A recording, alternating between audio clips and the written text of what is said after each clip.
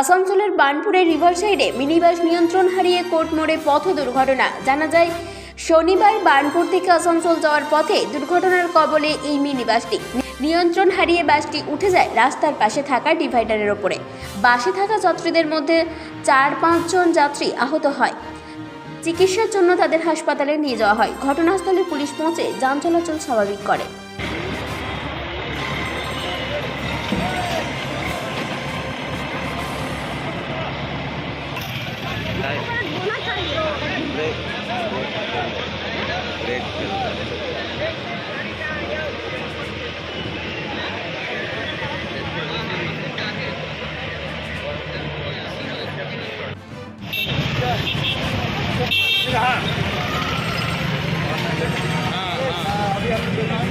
देखो बाबू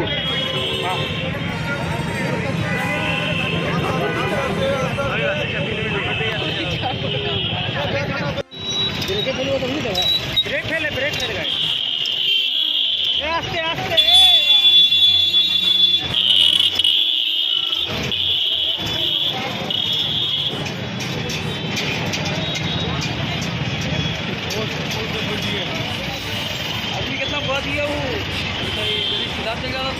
আসছিলাম বাড়ি থেকে, তখন দেখলাম বাসটি যথারীতি উঠে এই পোল্ট্রিতে মারলো।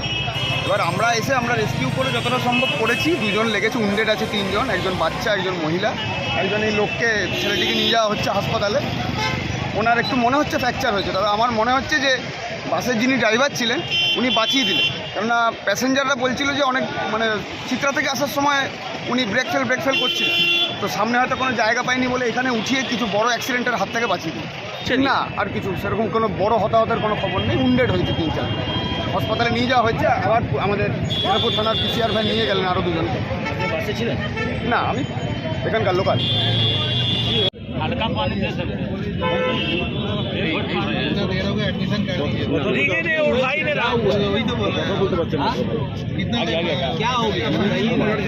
सर दर्द हो रहा है, स्टार्लिंग में एडमिशन कर दीजिए।